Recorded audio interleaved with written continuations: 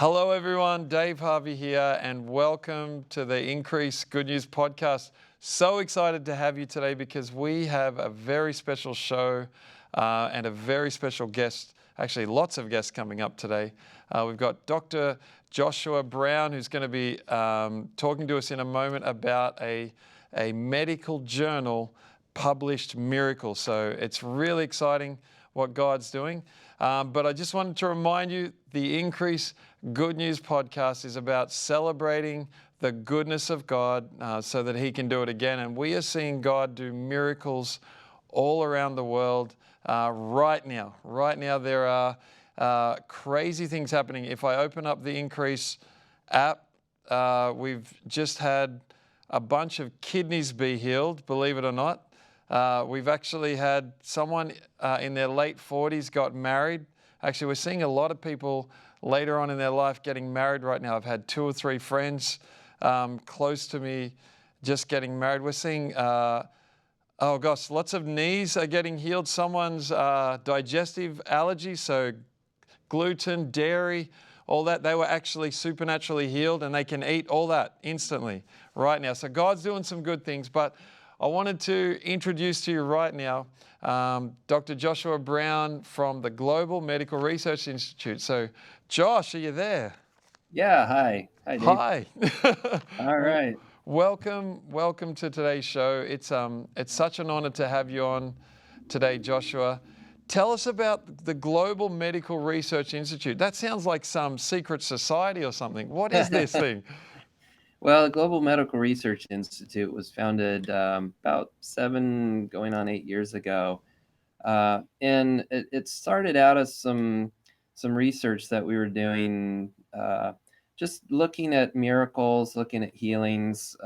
I'm a professor. My wife's a professor at a large research university. And we heard all these claims of miracles. And we thought, well, if there are all these claims of miracles, there should be some pretty good evidence for it. Yeah. And so, as a scientist, I looked to the peer-reviewed scientific literature to see what's there, and I guess I shouldn't be too surprised to find that there wasn't a whole lot that that had been published. I think people tend to not really pay much attention to that, from scientific perspective, and so we thought, well, we should change that. I mean, we should, Yeah. God's doing stuff. We should be able to see it. We should be able to document it, and Yeah. not to put God to the test or somehow sort of tempt God, but just to see what's He doing, and how can we, what can we really say based on the medical and scientific evidence, Yeah. and so that began a process that led to some published articles. We went out to Mozambique and studied Heidi Baker and measured lots of blind and deaf people getting healed. That was about 10 years ago, Wow. and we got that published in a peer-reviewed medical journal. There was with a little bit of drama because people sort of do a double take when you say, well, we measured blind and deaf people getting healed through prayer, and it's not the typical thing you'd see in a medical journal, but Yeah. we just, we measured it. We measured people before prayer and after prayer, and we reported what we measured. And what we Wow. measured was dramatic increases in visual acuity and hearing thresholds in people who had vision or hearing impairments after prayer. And so, out of that, there was a book that was published, Testing Prayer. You can look that up on Amazon or wherever. But that documents a lot of research into the evidence of healing through prayer, medical, scientific evidence, as well as some, studies asking how people understand and interpret their experience of prayer and healing from a scientific perspective. Yeah. What's the effect on on behavior and on how does it change people's lives, but very much from a scientific and sociological perspective there. And so that was published, and out of that, there was a prophetic word that was given through someone in Global Awakening, Randy Clark's organization, about starting an institute, and Randy really got on board with this, Yeah. and so at the same time, there was another fellow who had worked at Harvard Medical School, and he got in touch with us and said, "Hey, we should scale this up. We should form a nonprofit, start a research institute, and start a whole institute dedicated to looking at the medical and scientific evidence of the effects of prayer for healing." Come on. And so that began a set of discussions that led to the formation of the Global Medical Research Institute. And so out of that, we basically had to build this whole scientific enterprise from scratch. Wow. And a lot of people would, if you say, well, a scientific enterprise to study the effects of prayer, that doesn't compute. It doesn't make sense. Like what? And so we've had to build a base of support. We've had to sort of build the whole research enterprise, and so we've got a number of cases where people say, oh, I experience this healing, and so we'll gather, with people's permission, we'll get medical records. We consult doctors, specialists, radiologists, specialists in the medical fields, and we look at all the records and we ask hard questions like, is there another way, is there some way we could explain this, this experience of healing without, invoking a miracle? Yeah. And I think, we really have to ask hard questions because, if you're someone who's skeptical of miracles, you'll be asking hard questions. Yeah. And I think, as a scientist, that's my job, is to ask the critical, skeptical questions, right? Yeah. And not in a hostile way, but just, sincerely trying to understand what really happened here. And it takes a lot of time and effort to really sort through things. And so we've got a number of cases, and we spend hundreds of hours researching these cases. Wow. Interviewing, getting the medical records, consulting with specialists, checking everything out. And, the result of that is distilled down into a, roughly 5-page paper that we then will submit to a peer-reviewed journal. So if you're a scientist, then the thing that we produce is research, published research. We take the results of our research, Yeah. write it up, and then submit it to a peer-reviewed journal. And what peer-reviewed means is the paper then goes out to 2 or 3 anonymous experts in the field who then read it and try as hard as they can to rip it apart. Sounds like a fun find job. find all the holes in it. Well, I've been on both ends of this, right? So Okay. I do, as a scientist, I peer review other people's papers, Yeah. and I try to be fair, but if there's a problem, I'm going to point it out.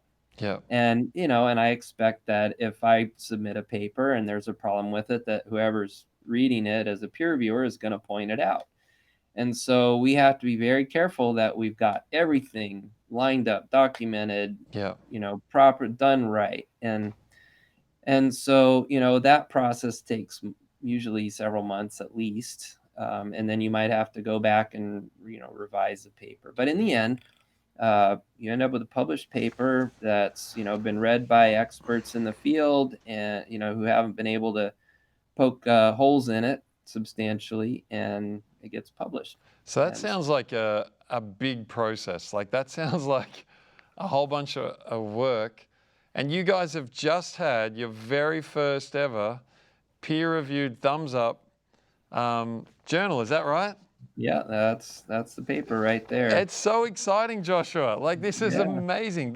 You're such a pioneer for the medical, but also for the Christian world.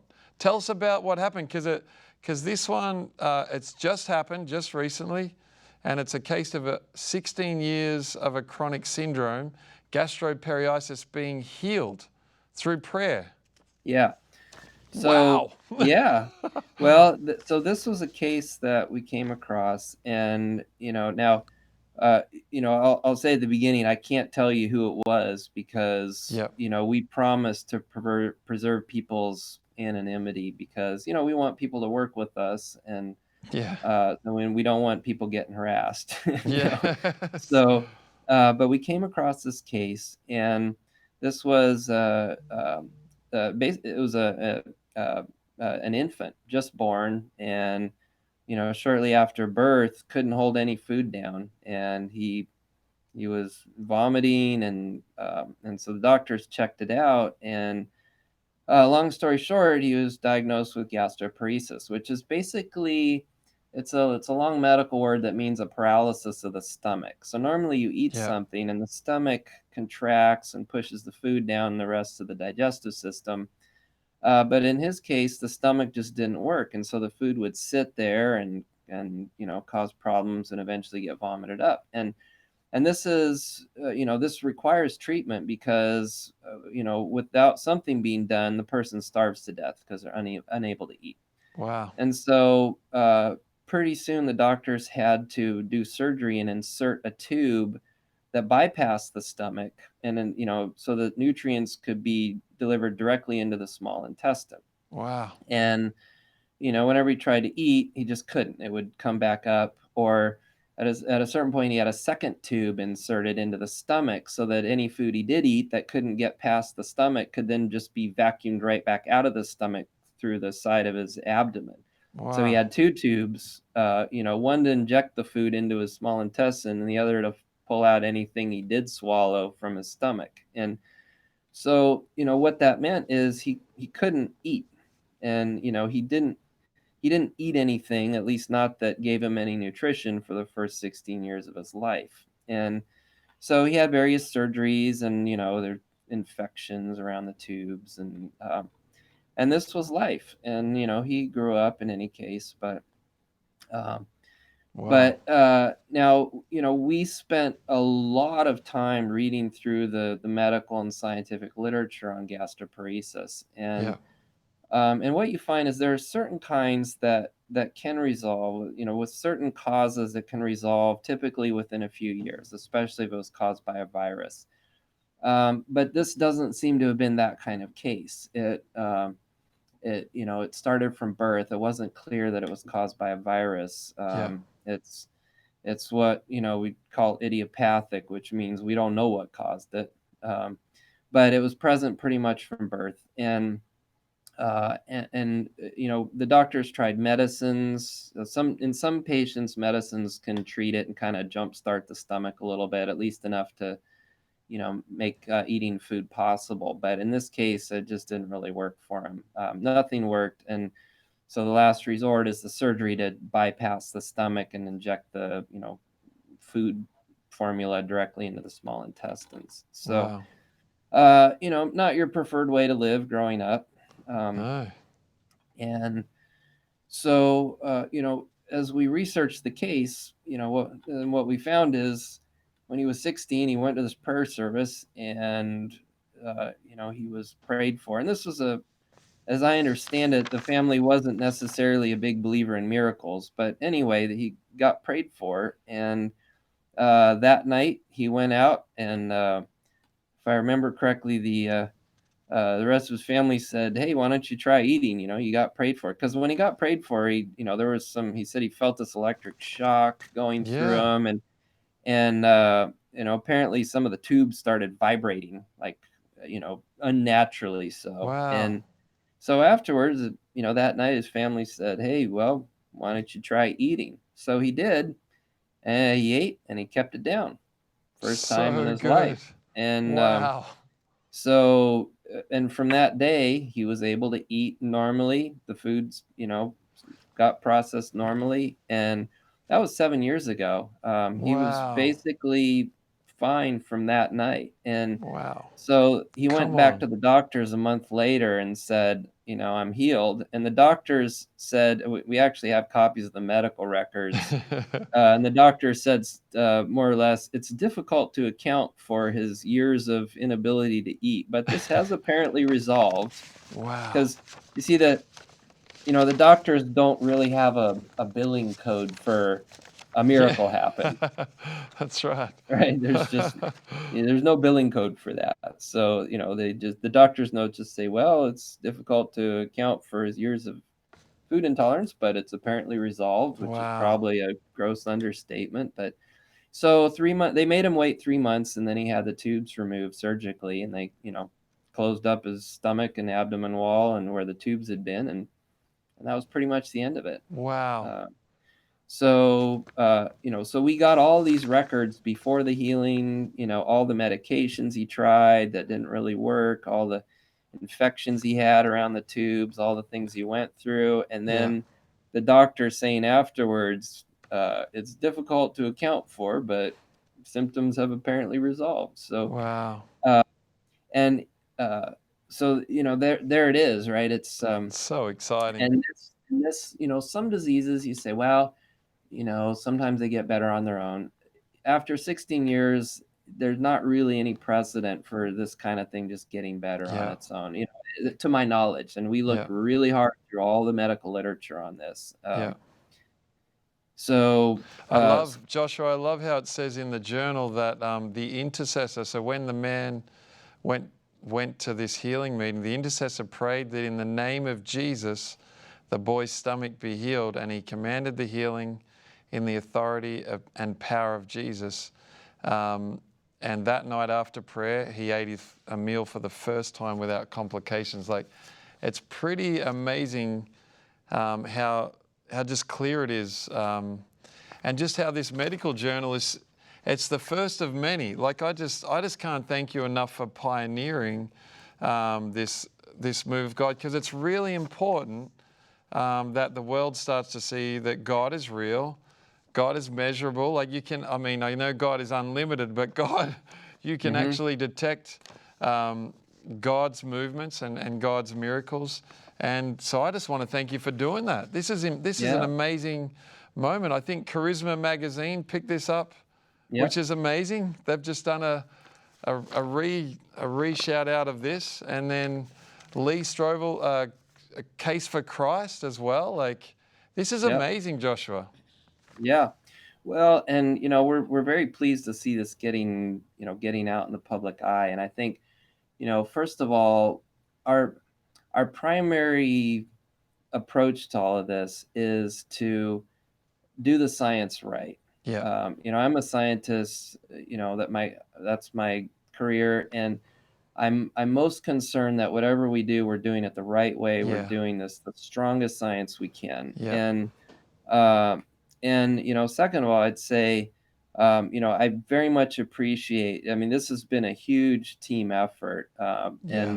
you know, we've worked closely with Bethel, and I so appreciate the support that you, Dave, have provided for us, and that Bethel Church has provided for us. And We love you uh, guys. it's made it possible. We've had the space to work through all this, Yeah, and so I very much appreciate all that you and Bethel have done to facilitate this research. And I think it speaks well of to have a ministry in a church that really cares about doing the science right and getting the yeah, strongest, most rigorous evidence. Because I think, people are asking sincere questions. What evidence is there yeah, that something really happened? Can you explain it in another way? What about placebo effects? yeah, And those are, I think, there are a lot of people asking those in a very sincere way. And yeah, I think they deserve a real answer. yeah, And so I want to be able to give people an answer that this is what happened. This is what we can say. This is what we documented. yeah.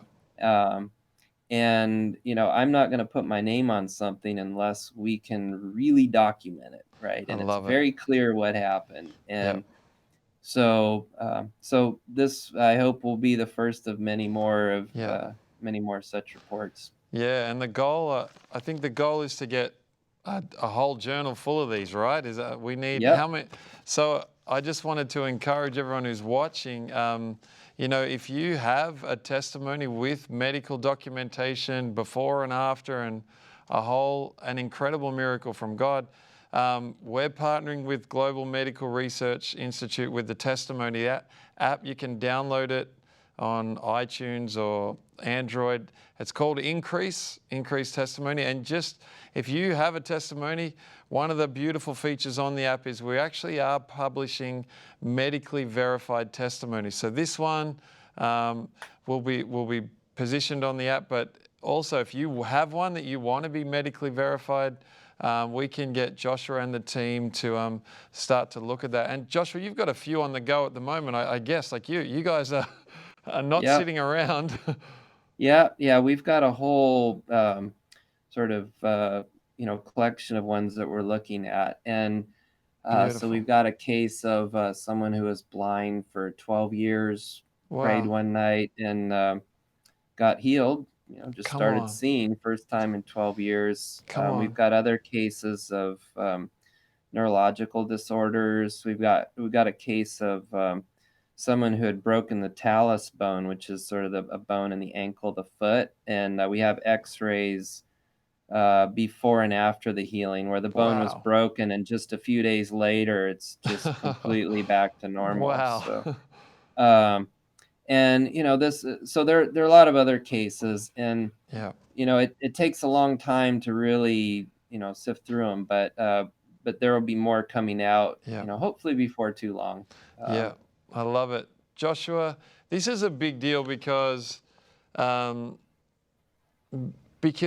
imagine one day, I remember you told me this, Dave, we actually have in hospitals and places around America, I'm not sure what it's like in Australia, I'm sure it's that way, but people can actually have Reiki healers come in and do their little thing over bodies, or I think there's some places now where the Hinduism or Buddhism guys are trying to get into hospitals.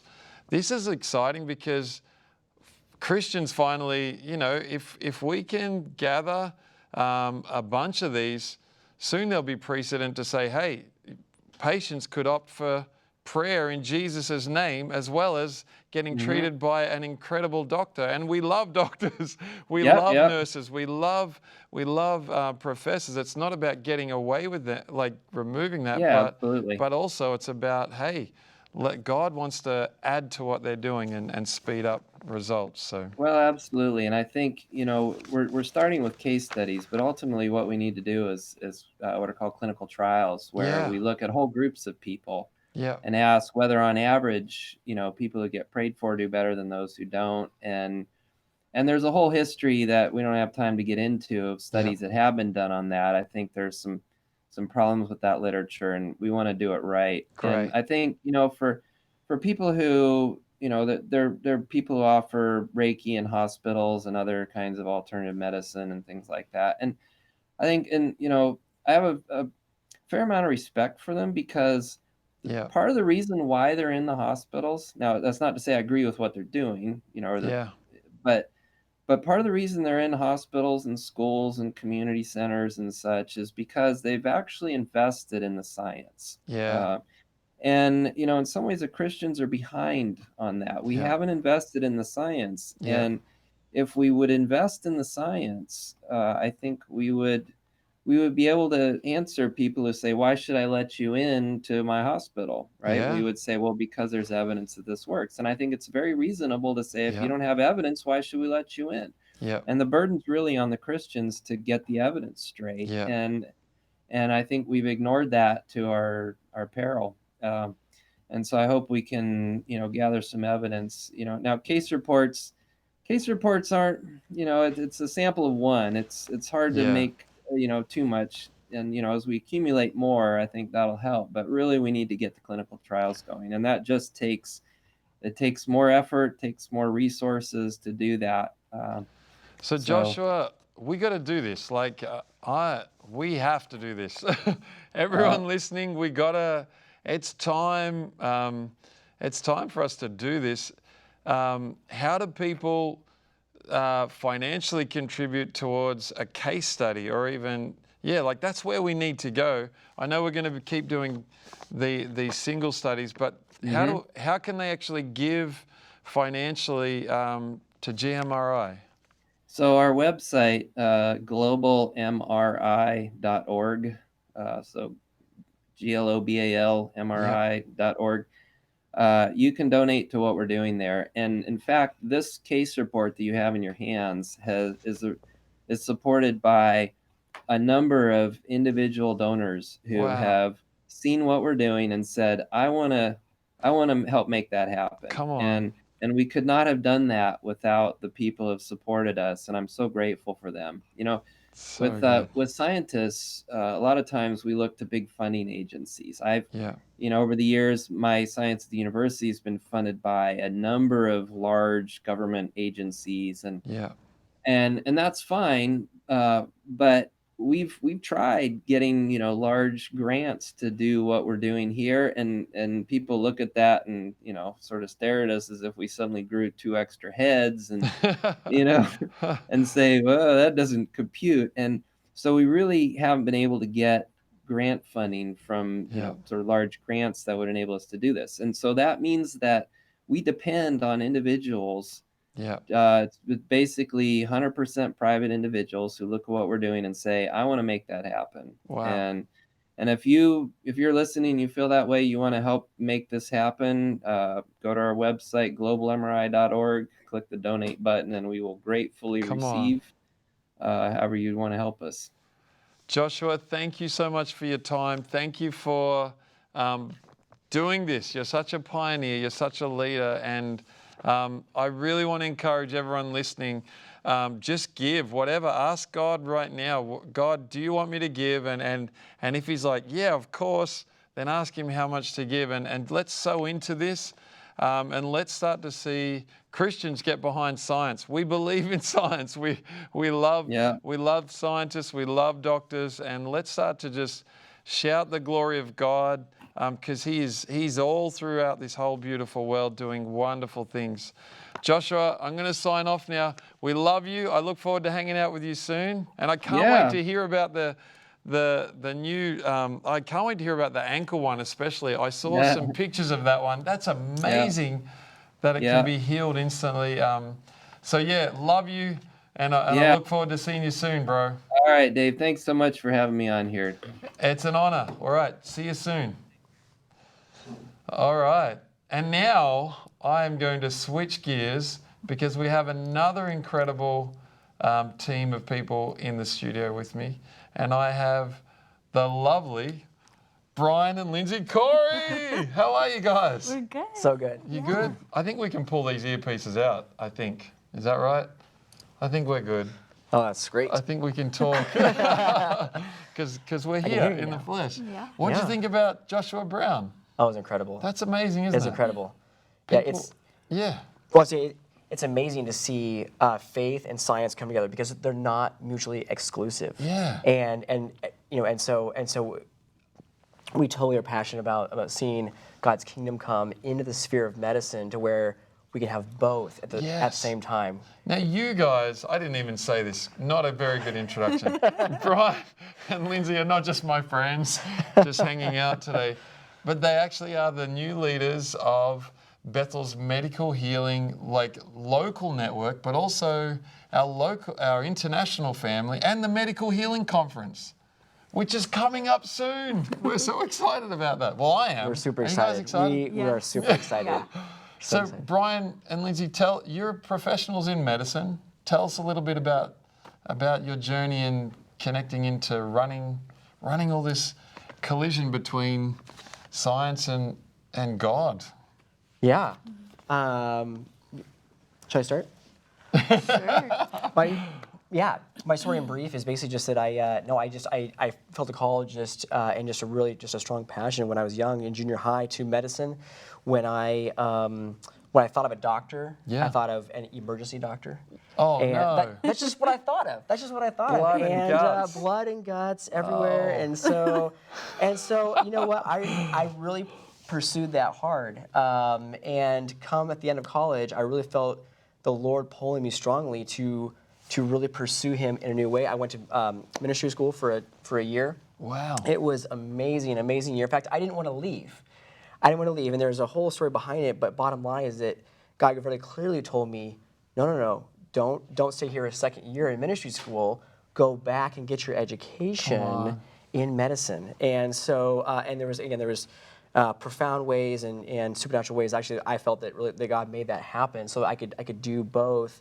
Wow. Bottom line is that then I went to medical school, onto residency, and Lindsay and I both have had such a passion to see God's love and His kingdom come into medicine. So that and good. that was something that I really struggled with, because in my formal education it was that no, there's no God, there's just science, there is no room for God, and this is just the way it is. Wow. And then I went to church, and it was amazing. God moved powerfully, and people that I prayed for got healed. Wow. And there was all sorts of miracles.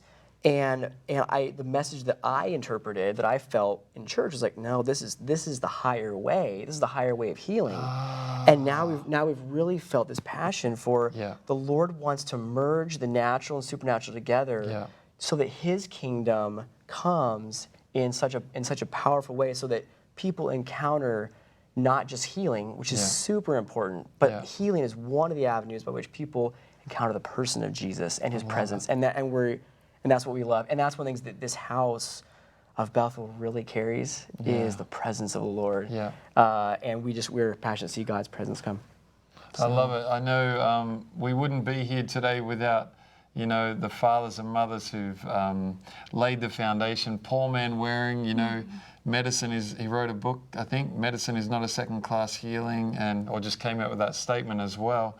And it was his personal journey about getting healed through prostate cancer, and just the beauty that God has gifted, and His presence sits on medical professionals, nurses, chiropractors, everyone. Like God has put these incredible gifts in people, but it's also about this marrying of professionals not just doing it with their skills, but actually starting to partner with their ever-present Father who's with them, not in a way that makes anyone unsafe, but in a way that's just, it's adding life. And we're starting to see that happen all across the world, aren't we? Where you guys run a local network, don't you? Like Lindsay, you guys have lots of different doctors and nurses and different healthcare professionals coming, and they're having testimonies of breakthrough in the industry as they partner with God. Yeah. Yep. She believes it. I do. I think I just want to talk, since you got to share a little bit about, from a young age, my story's a little different. Yeah. But I always felt the presence of God when I would be in a hospital, a clinic. I know sometimes people feel a lot of other things. Yeah. But from a very young age, I knew there were angels there. Wow. I knew that God was really near, because people were in need. I mean, it's all over Scripture that He's right there. Yeah. And so I always felt that from a young age. So actually the presence is what drew me in to a call to healing. I love it. And so not really the blood and guts, but I'm a therapist.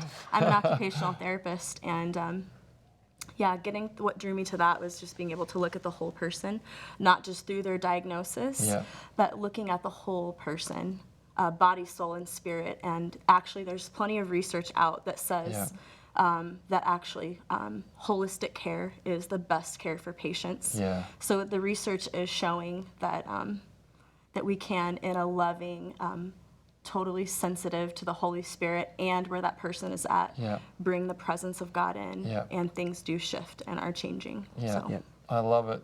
One of the other, foundations that we sit on is beautiful Dr. Katie Hilder, who, pioneered the Medical Healing Conference, which I'd love to talk about in a second, but just this, and she also pioneered this whole thing of the local network here in Redding, California.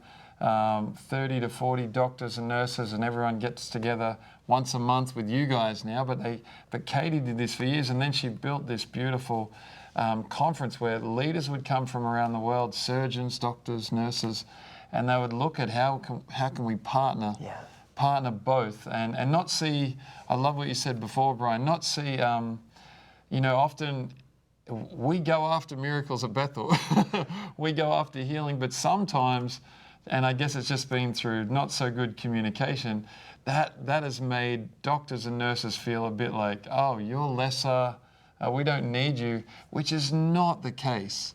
Not the case at all. The heart, which Katie and Paul Manwaring built, was like, no, this is, you guys are professional healers. You're connected to God because He's put these talents in you. And also now let's start to lean into that and see God add His X factor to that. Yep. So absolutely. Tell us about the medical healing conference coming up. We've got one coming up, don't we? We do. When is it? This is the first announcement for everyone. It is. It is. Do you remember when it is? So it is, yeah. So it's September 26th through 28th. Woo-hoo! And, September 26th to 28th. So it's only, less than, I guess that's 6 months. Wow. And so really fast. Book really, your really tickets. Fast. Yeah, and we're really super excited about it. Really, we're super excited about our. It's so amazing how the Lord takes us from glory to glory. Yeah. And as you mentioned, the foundation on which we sit was definitely a form of the Lord's glory being brought about. But we're super excited about a new team. Yep. And about where we're going with things. Yeah. And so we really feel like the Lord's passion and His heart is all over this conference and about bringing His kingdom into the healthcare sphere. Oh, good. Yeah. And so we have amazing speakers lined up. Come on. And then, as we mentioned before, we really are pursuing the Lord's presence. Yeah. And there's amazing times of encounter. Yeah. But it's also a time of networking and connection with each other. So One of the things that good. we as healthcare professionals, often struggle with is feeling alone. Yeah. We feel so beat down by the job sometimes. Yeah. But this is one area where we can really connect, and we're really pursuing family, not only family together as healthcare providers. Yeah. But also really bolstering and building up our personal families at home as well. Yep. What else do you want to share about the conference? I think one of my absolute favorite things about the conference, and I think what makes it stand apart from other Bethel conferences, as everyone knows, Bethel puts on great events. Yeah.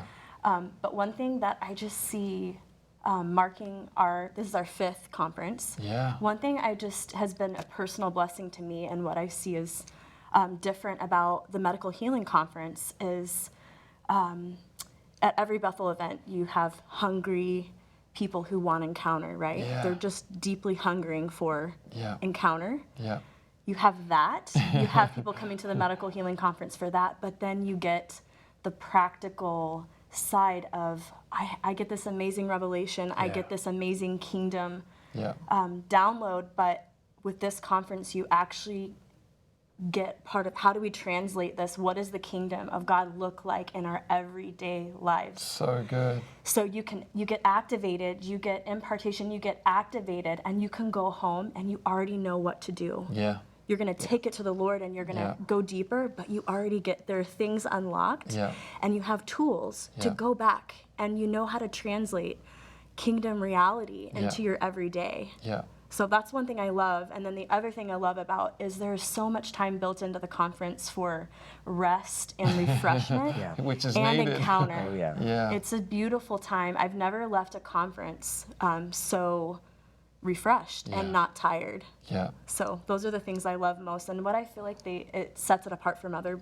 amazing Bethel conferences. But this is, I feel like, really the best conference that I've been to. I love it, and I've been at a couple of them, and it's amazing seeing, the doctors all getting together and the nurses all getting together, and from all around the world, just getting together, and the friends they're meeting, they're not alone anymore.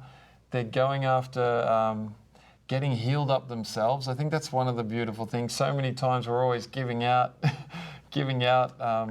and just as heal as ourselves, to be healed up is a beautiful thing. So it's going to be a powerful time. I think, as our team were preparing, I was saying to the guys, I feel like there's this theme that's brewing throughout Bethel and throughout this conference of wisdom and innovation. And so one of our speakers, actually all of our speakers, are leaning into this whole thing. We've got Chris Valentin, we've got an incredible speaker, Dr. David Tasha, who's got a direct download from God about some diagnosis and cure for cancer, which is going to be amazing. I just want him to put his hands on every doctor and nurse that comes in, just to pray for God to do it again.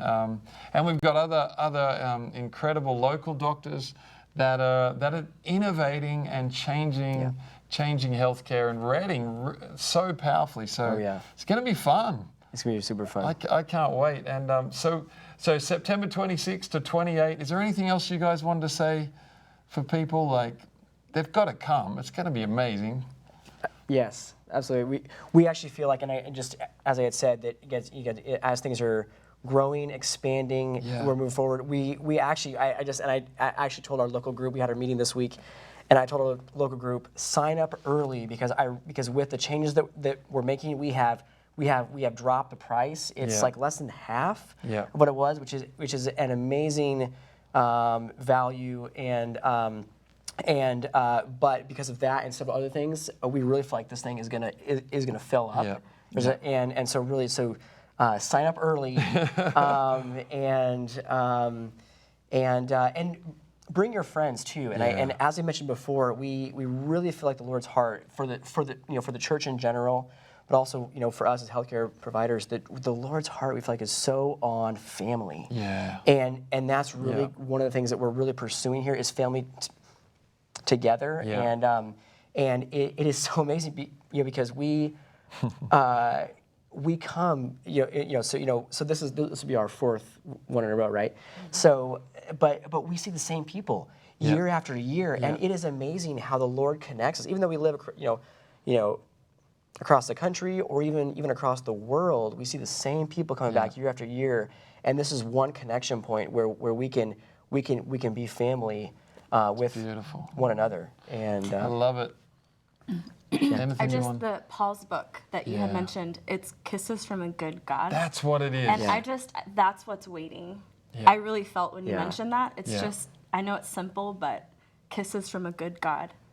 That's what this is all about. Yeah. It's what's all about being healed healers who then bring healing and transformation to their cities. That's what I feel like is waiting for everyone.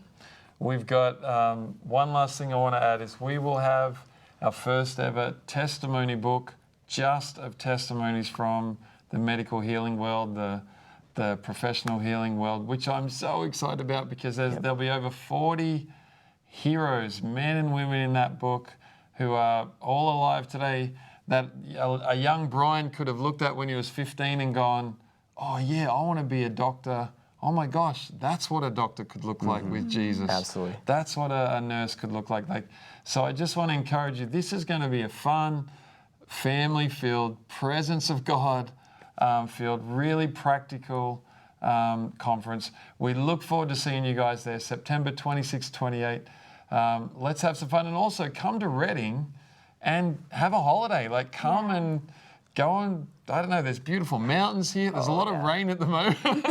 But by then it'll be sunny and there'll be beautiful grass, and just come and maybe plan a week or two away and just hang around Bethel Church and see what other surprises God has for you.